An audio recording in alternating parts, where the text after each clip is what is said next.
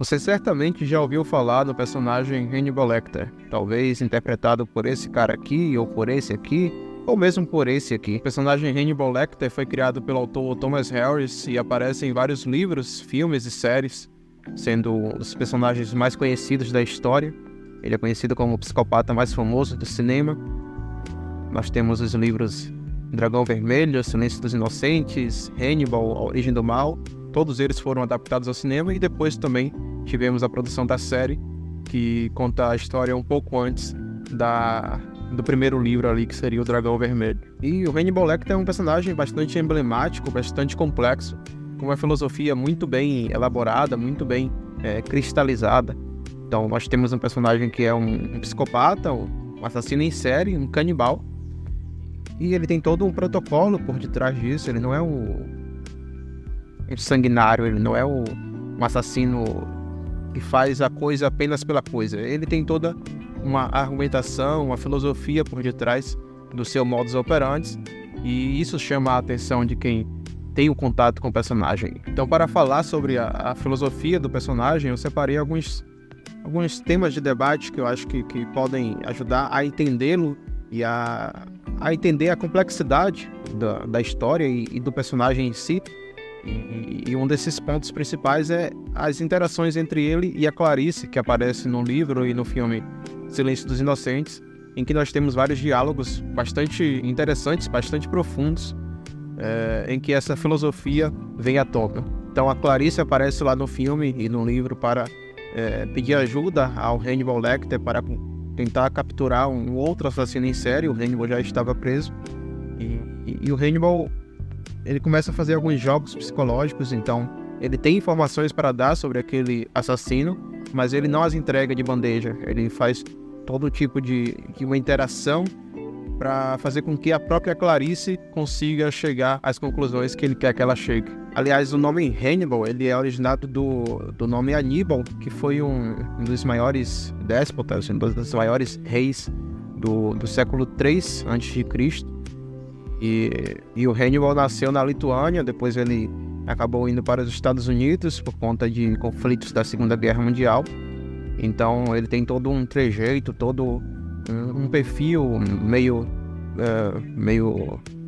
diferente, né? Meio característico dele, com suas próprias idiosincrasias que vão ali dar um sentido ao próprio personagem, que vão dar uma sofisticação ao personagem. E o Hannibal, longe de ser um louco, um lunático, ele possui uma inteligência muito elaborada, muito sofisticada.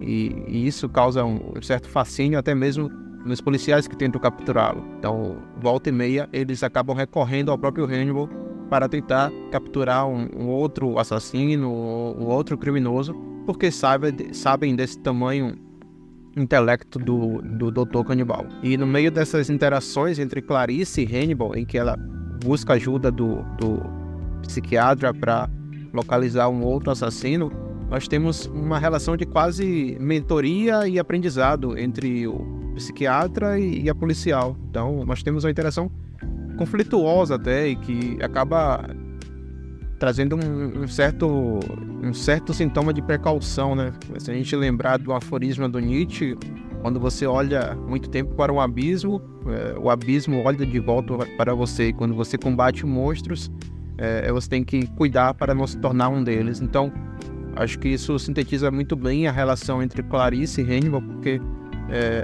do modo como essa relação se estabeleceu, a Clarice, ela começou a se questionar para onde aquilo estava indo, qual as diretrizes éticas ela deveria seguir, porque de certa forma eles estavam se tornando algo muito mais além do que apenas uma relação entre policial e criminoso. E o Hannibal tem toda uma metodologia nas interações com as pessoas. Ele consegue desmembrar as pessoas, não apenas literalmente, mas também na linguagem, na comunicação, de forma que ele domina as pessoas pelas palavras. E ele utiliza bastante o método socrático para isso. Então o personagem, ele faz uma espécie de genealogia psíquica com as pessoas com quem ele interage, de forma a questioná-las, de tal forma até que elas próprias se auto-questionem, elas próprias coloquem suas convicções na mesa e comecem a não ter mais certeza de nada. E é isso que ele faz com Clarice. Ele começa a questionar os valores dela, as certezas dela, a linha moral, a linha ética que ela é adepta, enfim, todas as coisas que estão ali envoltas na identidade da personagem. O Hannibal vai questionando isso e tentando desestruturar a personagem de tal modo que ela se torne uma vítima dele sem, de fato, ele tocar nela. E ele utiliza dessa maiêutica socrática também de forma quase pedagógica, então ele troca informações. Ele só revela as informações que ele tem sobre os criminosos, que é o que a pessoa está interessada em ouvir, quando esta pessoa revela para ele características dela própria, para que ele entre nesse jogo psicológico e entre na cabeça da pessoa. Então nós temos todo um quid pro quo do Hannibal Lecter, desnudando o seu interlocutor, desnudando seus conceitos, seus valores, suas concepções, até deixá-lo no chão, até deixá-lo completamente sem reações, até deixá-lo sem qualquer tipo de retórica.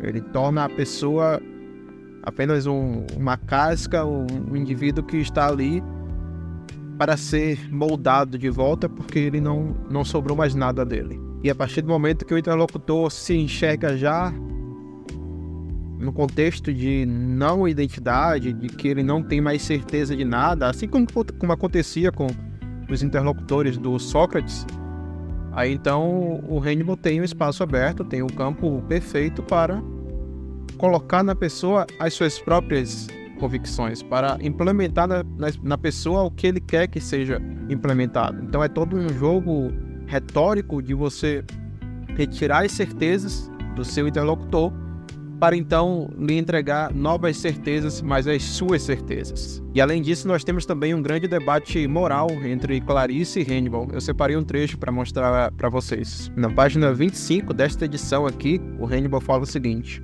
"Nada aconteceu comigo, policial Starling. Eu aconteci. Você não pode reduzir-me a um jogo de influências. Vocês trocaram o bem e o mal pelo behaviorismo, policial Starling. Puseram todo mundo vestindo fraldas morais. Nada mais é culpa de ninguém. Olhe para mim, policial Starling. Você pode afirmar que eu sou o mal? Eu sou o mal, policial Starling." Ela responde: "Penso que esse eu foi destrutivo. Para mim é a mesma coisa. O mal é, portanto, destrutivo? Então as tempestades são mal, se tudo é tão simples. E temos o fogo, e temos o granizo. As companhias de seguro listam todos como atos de providência. A deliberação. Eu coleciono desabamentos de igreja por distração. Você viu o último, na Sicília? Maravilhoso. A fachada caiu sobre 65 avós numa missa especial. Isso foi um mal? Se foi, quem o cometeu? Se ele está lá em cima, ele adora isso, policial Stormy.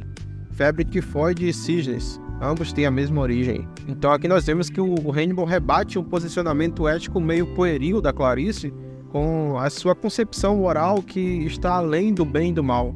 O Hannibal ele tem todo um código de ética que transmuta os valores pré-estabelecidos na modernidade.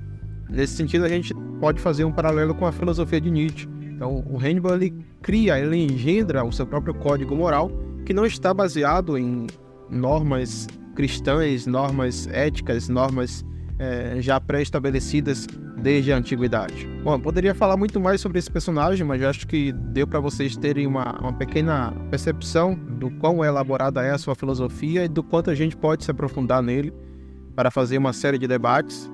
E, enfim, é um dos meus personagens preferidos na televisão, na literatura e no cinema. Então, talvez eu traga mais conteúdo sobre ele. Mas é isso. O vídeo de hoje fica por aqui. Agradeço a todos que assistiram. Se você puder, deixa o curtir, deixa um comentário, compartilha. E nós nos vemos no próximo vídeo.